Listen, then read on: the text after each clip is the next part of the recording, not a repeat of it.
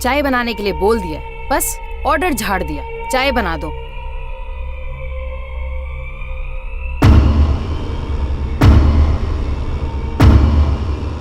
कहाँ चला गया है ये?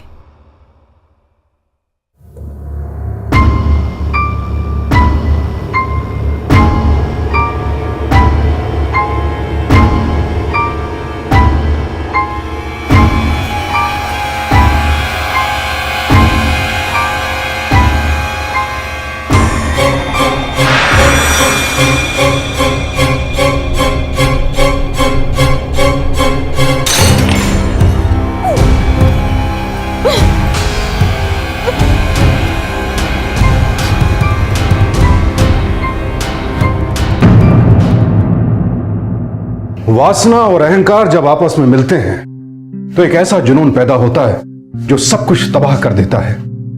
ऐसे ही एक जुनून ने एक ही परिवार के 3 सदस्यों की जान ले ली।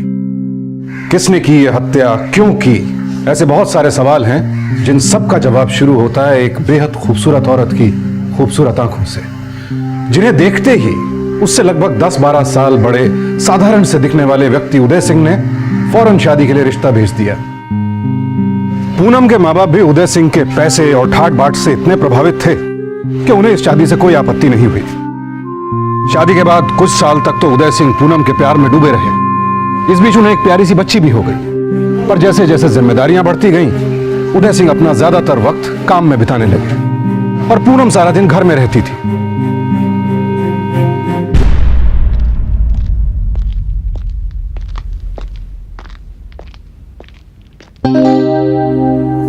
छोड़िए हमें, क्या कर रहे हैं आप? जाइए जाके अपना काम करिए, ना मर्द कहीं के।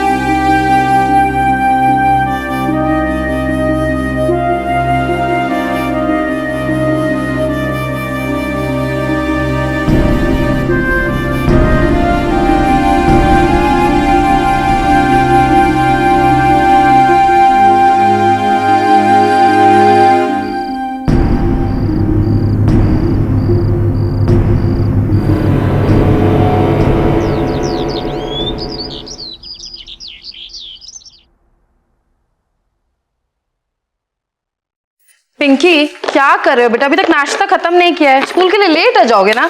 चलो। मम्मी पापा मैं छोड़ने आएंगे। पापा तुम्हें स्कूल छोड़ने आएंगे? बढ़िया ही, पापा छोड़ने आएंगे। चलो जल्दी से छोड़ो सब कुछ, चलो स्कूल पैक पहनो। वैसे ही लेट हो गया, पापा जाएंगे छोड़ने। बाय, संभल के जाना। बाय।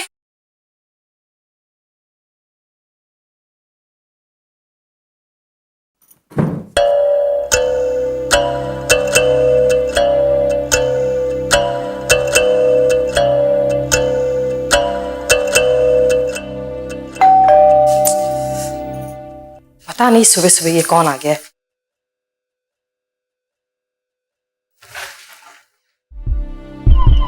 जी आप कौन?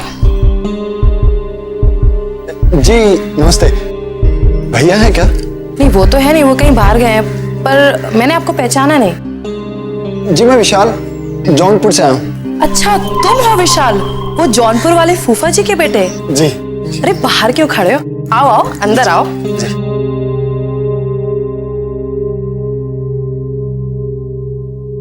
तुम्हारे भैया तो किसी जरूरी काम से सुबह ही कानपुर चले गए, पर तुम्हारे बारे में बहुत तारीफ किया करते हैं। हाँ, वो तो हमेशा से हमें बहुत मानते हैं। तुम लंबे सफर से आए हो ना, थक गए होगे, पूरा गुसल खाना। जाओ जाके फ्रेश हो जाओ, जब तक मैं तुम्हारे लिए बढ़िया सी चाय और नाश्ता का बंदोबस्त करती हूँ, ठीक है?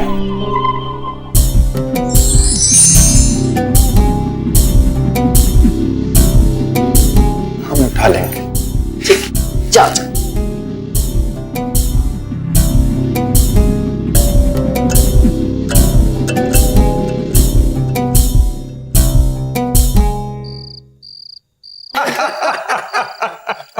और फिर जो फूफा जी तुम्हारे ऊपर डंडा लेकर जो पिले, तो हमको लगा कि तुम्हारी टांग टूटी।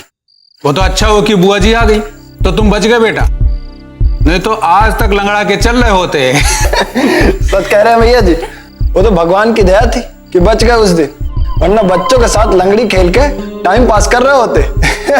क्यों पिंकी?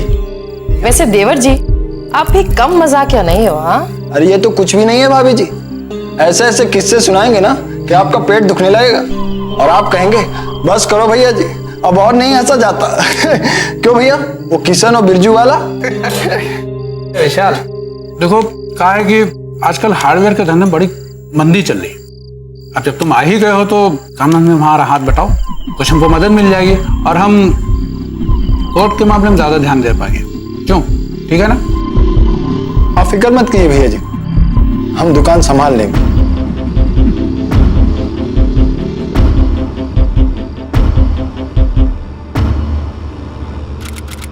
अरे विशाल, ये विजय सिंह जी हैं, इस गांव के सरपंच हैं, काफी धाक है इनकी इस इलाके में। अरे छोड़ो ना उदय भैया, काहे की धाक, तुम तो बस उतना करते जाओ जितना हम तुमसे कह रहे हैं। पैसे की चिंता तुम बिल्कुल मत करो, जितना तुम कहोगे उतना रुपया हम तुमको देंगे। तुम बस जमीन के बारे में चिंता करो, उसका फैसला तुम्हारे हक में होना चाहिए, नहीं तो बहुत बड़ी मुसीबत हो जाएगी। विजय जी, ये मेरा फुफेरा भाई है, जब से आया है बड़ा सहारा हो गया है हमें। अब हम सब कुछ भूल कर बस इसी फैसले पर ध्यान देंगे। लीजिए, चाय लीजिए।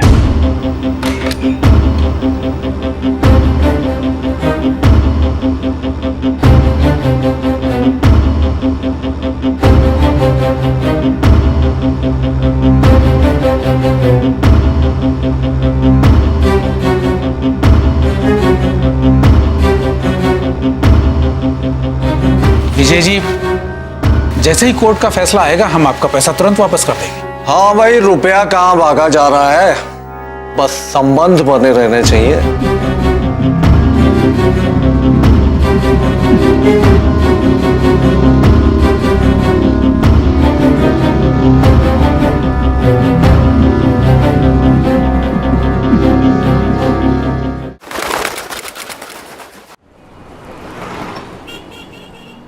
अम्मा विशाल।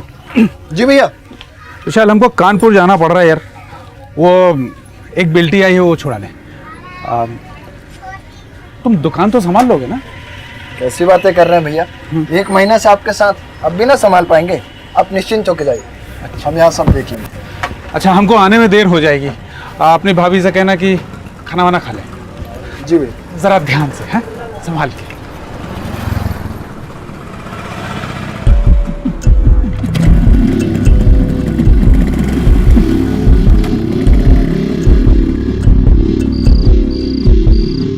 पिंकी बेटा, देखो चाचा क्या लेके आए हैं, बड़ी वाली चॉकलेट।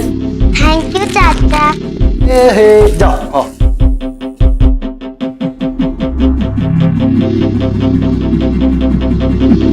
आपके लिए। हमारे लिए? और नहीं तो क्या, आप ही के लिए। क्या है इसमें? बोल के तो देखिए। साड़ी, इतनी सुंदर साड़ी, पर इसे लाने की क्या जरूरत थी?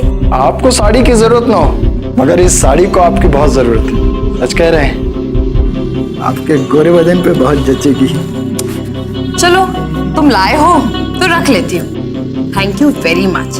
वैसे तुम्हारे भैया कहाँ रह गए? हाँ, वो तो कानपुर गए हैं, कह रहे थे आने में काफी देर होगी। हमने तो अपना गिफ्ट दे दिया, मगर हमारा गिफ्ट हमें कब मिलेगा? जैसे अचानक से तुमने हमें गिफ्ट दिया है, वैसे अचानक से हम भी तुम्हें एक दिन गिफ्ट देंगे।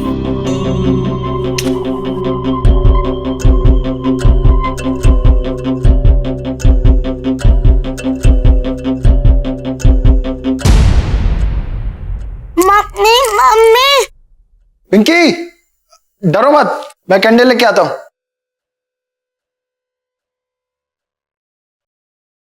अभी कैंडल कहाँ रखी हैं? अभी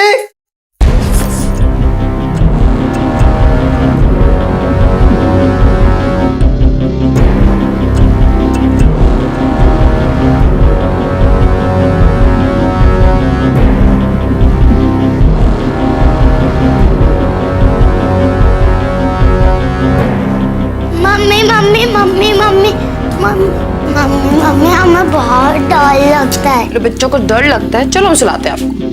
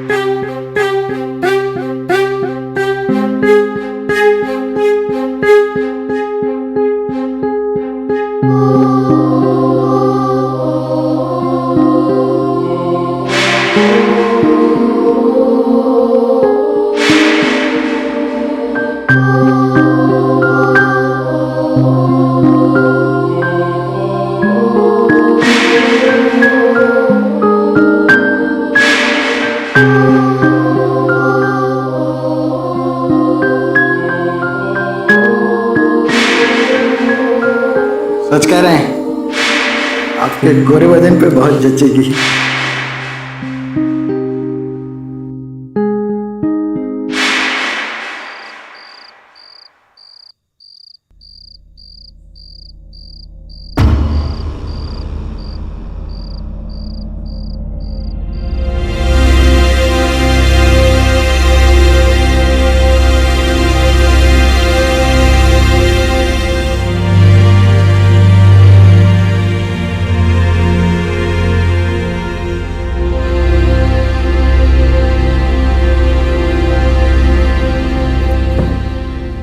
कैसे लग रहे हैं हम आपकी दी हुई साड़ी में?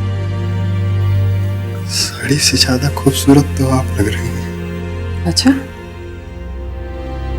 आपने बताया नहीं हमारा गिफ्ट कब दे रही हैं? आपने ध्यान से देखा नहीं, गिफ्ट तो आपके सामने है।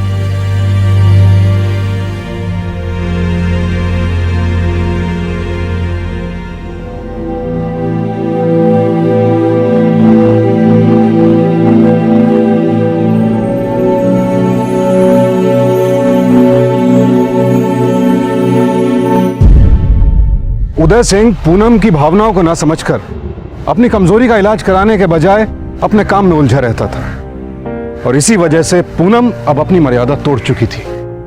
लेकिन उसे यह नहीं पता था कि वो विशाल के साथ जिस रास्ते पर चल निकली है वो सिर्फ बर्बादी की तरफ ले जाता है। पूनम और विशाल के बीच ये नाजायज संबंध कई महीनों तक बेरोक टोक चलते रहे, लेकिन हर चीज का एक अंत होता है। और उस दिन जब उदय सिंह को अचानक कानपुर से वापस लौटना पड़ा तो उन्होंने वो देखा जिसकी उन्हें कभी उम्मीद भी नहीं थी। विशाल, तुम अंदाजा भी नहीं लगा सकते कि आज तुमने मुझे कितनी बड़ी खुशी दी है। वो सब तो ठीक है पूनम, लेकिन अगर भैया को पता चला तो? ओफो, किसका नाम ले लिया तुमने? बस इस पल को जियो जहां सिर्फ तुम हो और मैं, और कोई नहीं।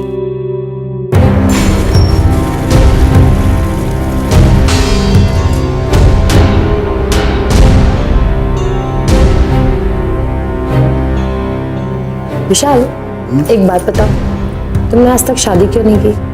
अब ये मत बोलना कि तुम्हें कोई मिली नहीं। मिली तो बहुत सारे, लेकिन सच कहूं तुम्हारे जैसे कोई नहीं। अच्छा,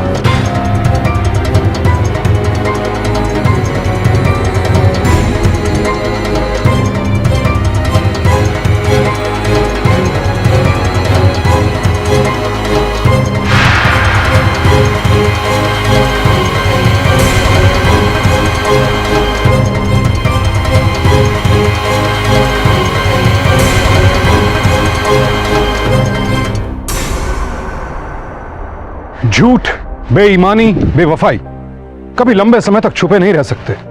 सच एक ना एक दिन सामने आ ही जाता है। पूनम और विशाल का सच भी उदय सिंह के सामने आ ही गया। लेकिन इन हालात में पूनम ने जो फैसला लिया वो बेहद चौंकाने वाला था, उदय सिंह के लिए भी और विशाल के लिए भी। पर पूनम का वो फैसला क्या था जो आगे चलकर इस हत्याकांड की नींव साबित हुआ, जानने के लिए कल रात 11 बजे फिर मुलाकात होगी आपसे। और आप हमेशा रहें सावधान इंडिया।